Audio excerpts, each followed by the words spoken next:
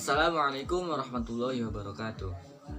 Halo semuanya, perkenalkan nama saya Imam Mudakir dari Prodi Komunikasi dan Penyiaran Islam, Fakultas Usuluddin, Adab dan Dakwah, IAIN Syekh Nurjadi Cirebon.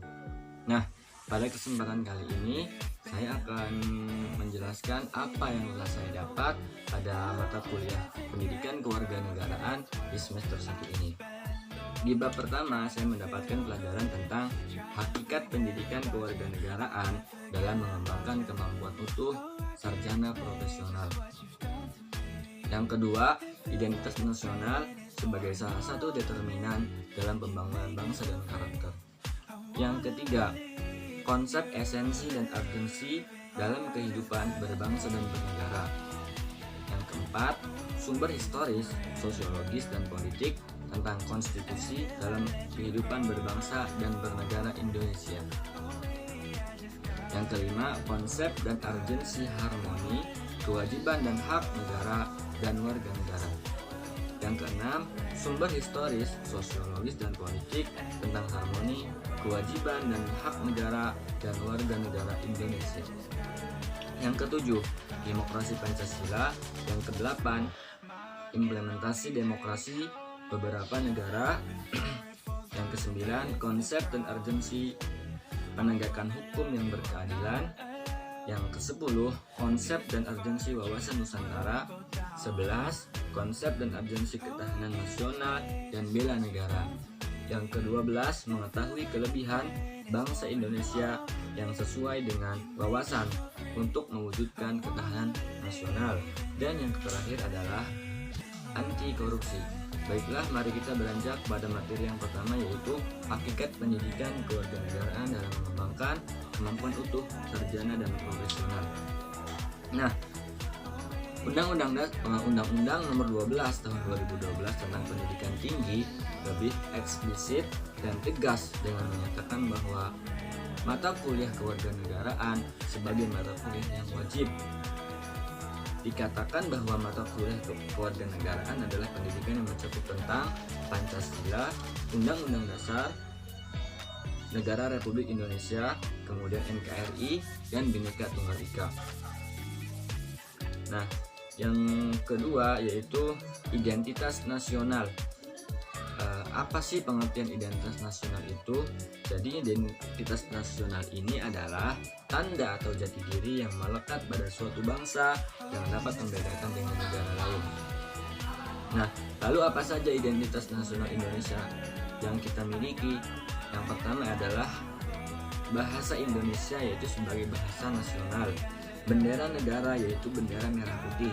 Lagu kebangsaan, yaitu Indonesia Raya. Lambang negara, yaitu Pancasila.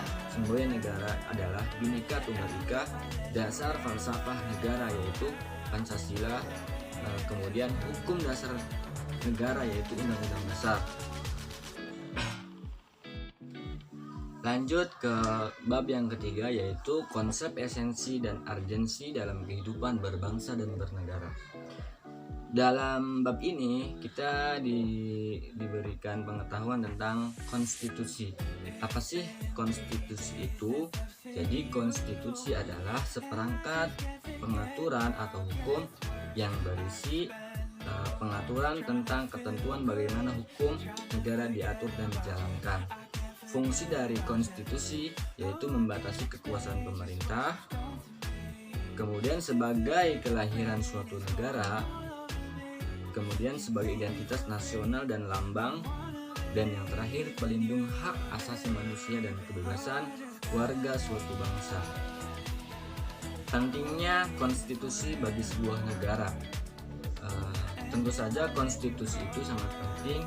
Yang pertama, konstitusi atau undang-undang berfungsi sebagai pemberi pegangan dan pedoman hukum. Dan yang kedua, pemberi batas, mengatur bagaimana kekuasaan negara dijalankan. Nah, perkembangan konstitusi di Indonesia. Berdirinya BPUPKI dan PPKI yang merencanakan dan mengesahkan Undang-Undang Dasar sebagai konstitusi di Indonesia. Nah, mari kita lanjut ke bab 4, yaitu sumber historis, sosiologis dan politik tentang konstitusi dalam kehidupan berbangsa dan bernegara Indonesia. Tadi sudah dijelaskan bahwa secara sederhana konstitusi adalah hukum dasar yang dijadikan pedoman dalam pelaksanaan pemerintahan negara.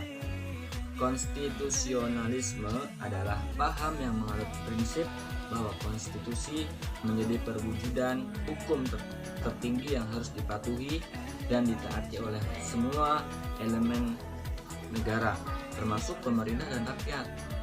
Nah, konstitusionalisme ini menjadi komponen yang integral dari negara yang demokratis. Tanpa pelaksanaan konstitusionalisme, pemerintah demokratis tidak mungkin terwujud. Ya, berarti konstitusi itu sangatlah penting. Baik, mungkin sekian dari saya, kurang dan lebihnya mohon maaf. Wassalamualaikum warahmatullahi wabarakatuh.